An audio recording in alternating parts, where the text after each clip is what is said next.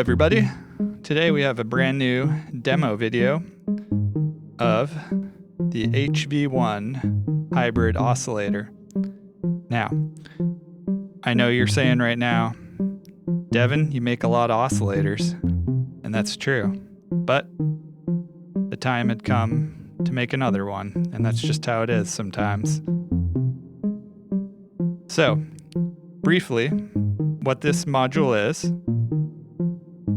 a triangle core analog oscillator. So everything on this left side is analog. It has a triangle, sine, saw, and pulse output, FM input, sync, pulse width modulation, and volts per octave. The digital part,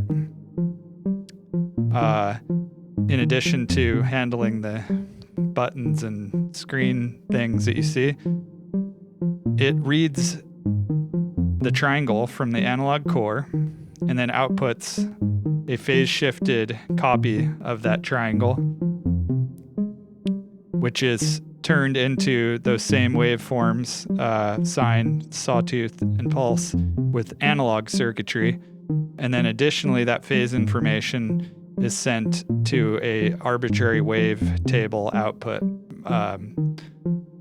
marked WT here. That's kind of the whole essence of what this module is. So that covers the basics and the various outputs that we have. So as you can see here on the data, we have the coarse triangle and the triangle from the digital phase shifter, and we can adjust their phase relationship. Let me turn this reverb off.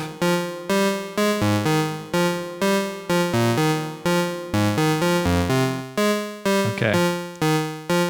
So, yeah, we can adjust the phase relationship between the two up to 720 degrees. So this is a lot like the PAO phase animated oscillator that was one of my earlier modules, only there's not any limit. That plus or minus 90 limit is gone. Then you have this input is a phase modulation, and so I've just got an LFO going in there, which immediately makes the sound fatter as the phase interaction happens. I'll turn up the speed of the modulation.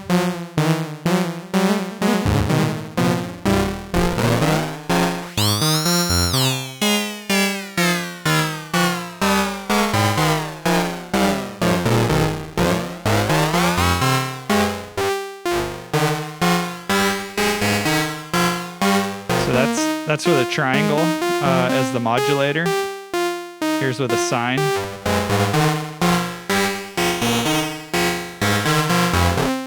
And how about a sawtooth?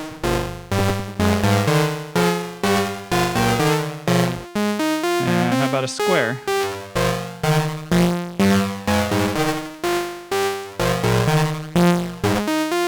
So, kind of interesting sounds.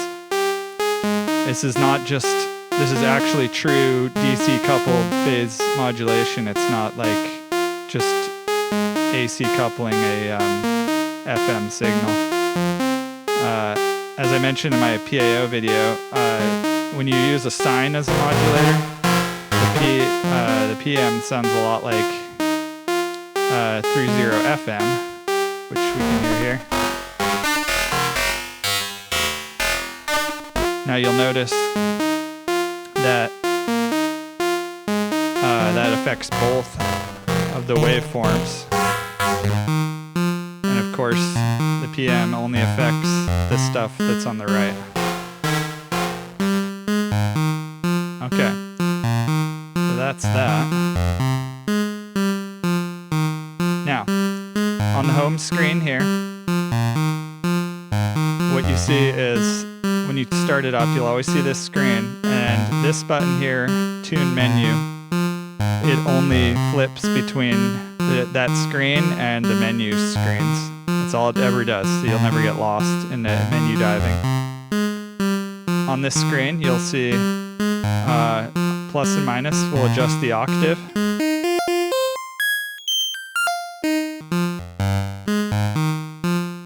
Nice 8 octave range. And you will also see the phase angle reported between the two. And you'll also see the tuning wheel. Now it's locked right now, so the encoder doesn't do anything. But if I tap it, I've unlocked tuning, and I can adjust the tuning. And there's a calibration which will make sure that that's allow you to make that be like a C. And we'll look at that later, but that's tuning. If you hold the encoder, you'll see the detune option. Now it's locked, detune off. Same thing, tap it once, and we're enabling detune. That enables all of the digital phase shifter outputs to be detuned from the master. So you can get a little bit of a detuned pair. So it acts like two oscillators, even though it's not. Or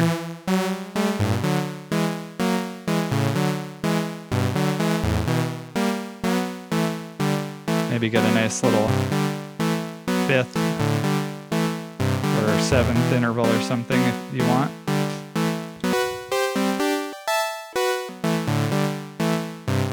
And then you can immediately turn that off and it'll lock back up with a fixed phase relationship.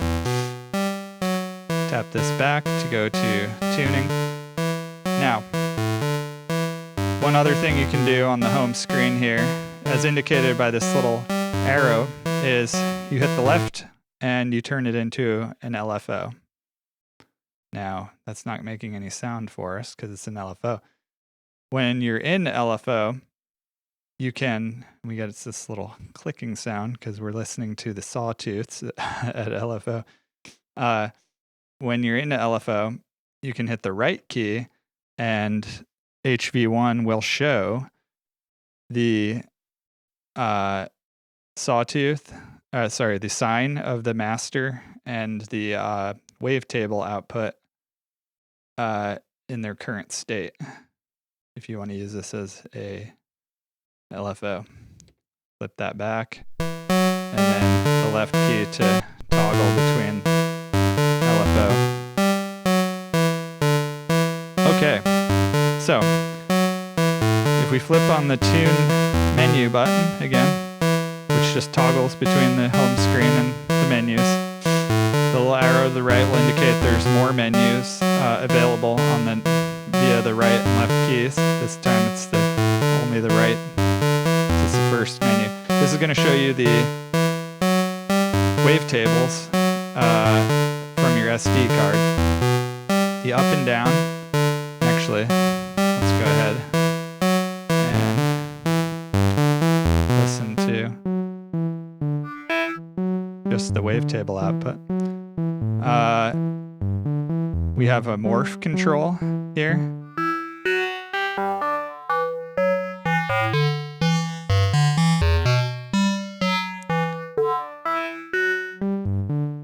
And then a morph CV, which you could access here, and this is an attenuator for it. We have an LFO modulating the type of wave. The up and down button jumps files. Okay. And then the encoder jumps banks within that file.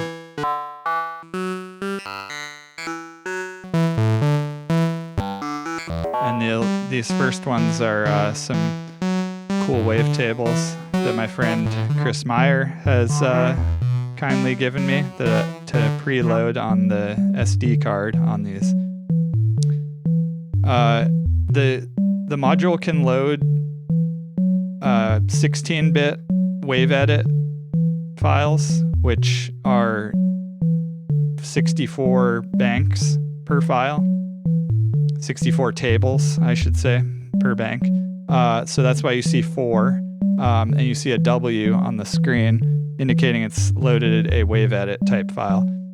So, bank 1 is 0 through 15, bank 2 is 16 through 31, etc., because it's a 16-way morph, continuous morph. It can also load 32-bit serum files. I think I have one on here, which is a little bit different. These serum files are really long, finely interpolated files.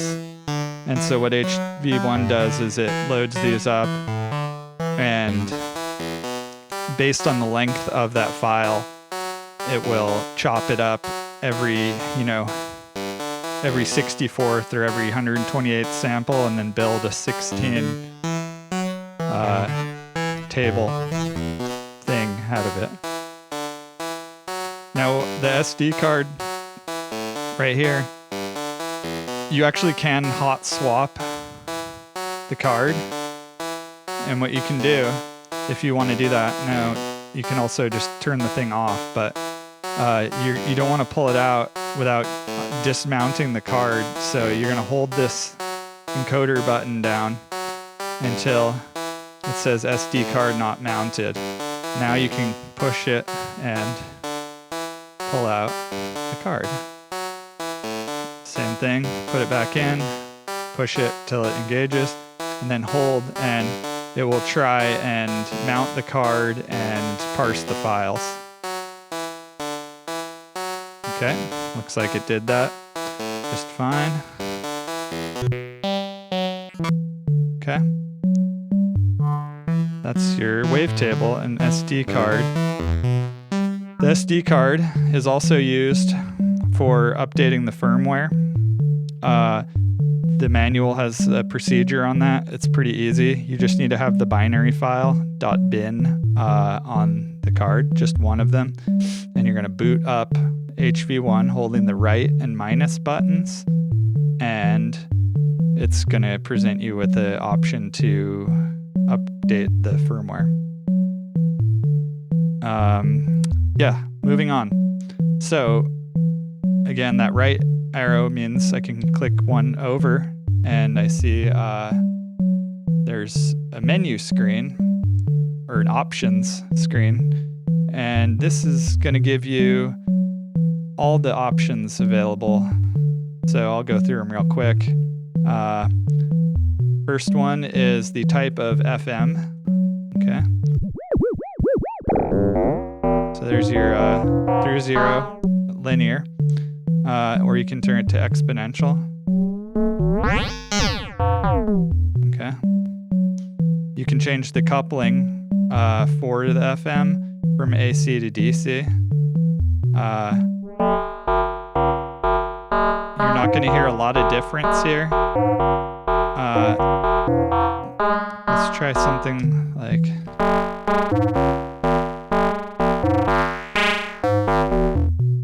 These are pretty well behaved. If you had a source that had a lot of DC offset, and you turn to DC coupling, the pitch is going to bend upward when you apply modulation. So you have that ability to go AC or DC coupled. Now we have sync too. Sync, you got a reversing type.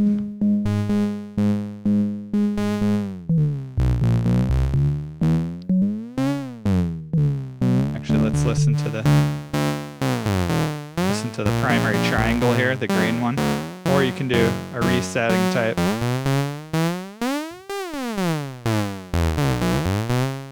As you can see, resetting and reversing.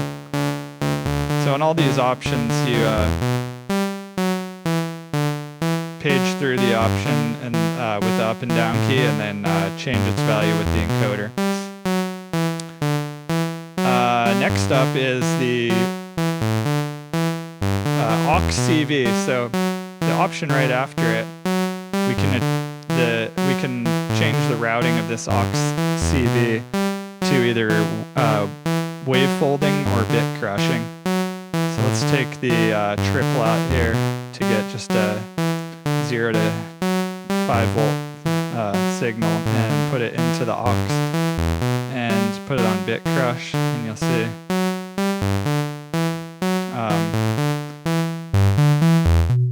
listen to the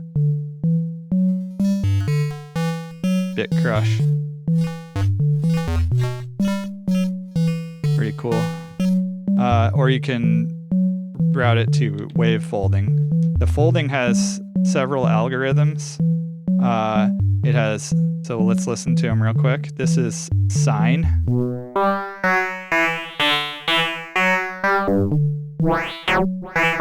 Okay, and then we have multiply.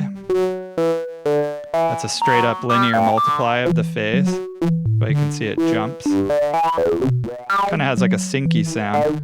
Okay, and you've got triangle.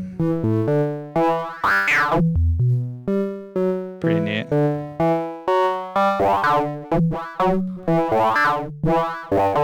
We're hearing all these right now through the wavetable output, but not going to sound horribly different with a triangle, but we could do that. I think I'm, yeah, okay. Then you also have this one I call Noisify.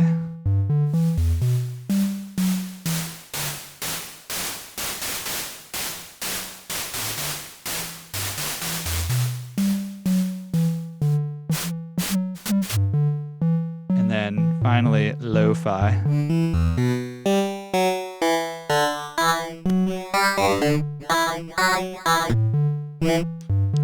Now, since the firmware is updatable, I'll probably come up with some other ones to add to this list, but that's what we have right now. I realize I'm blocking the screen every time I use my right hand here. Oh, so many things to think about. Okay, you can also you can shift the digital triangle up an octave from the master.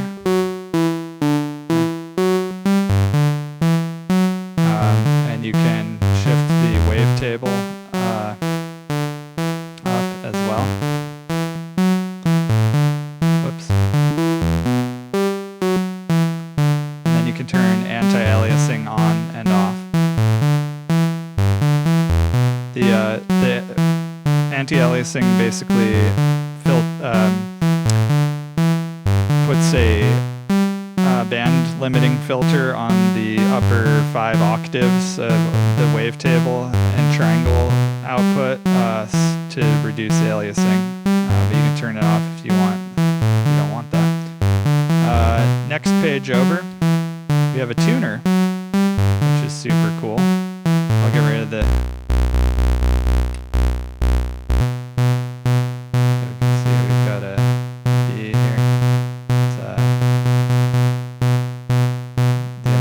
Cents, sharp or flat, and then the octave will display down the bottom. Pretty straightforward. Pretty nice thing to have though. Okay, and then finally, when you're on this tuner, which is the last menu, you can see there's only a left arrow now, but if you hold the right arrow, for 3 seconds, you will get to the information page, which will show you what version of firmware you have. And you can either hit just the left arrow or the tune menu to get out of there.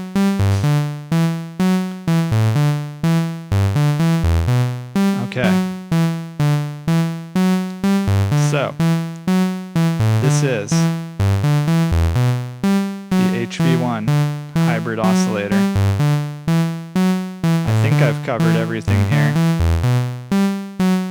but if not, there might be follow-up videos, but hopefully this gives you a good idea of what this module is and what it can do. The manual covers a lot of the details, and that'll be up on the website when this launches, and yeah, I encourage you to take a look at that. And hopefully this video and this module will help you make some cool music. That's always the goal.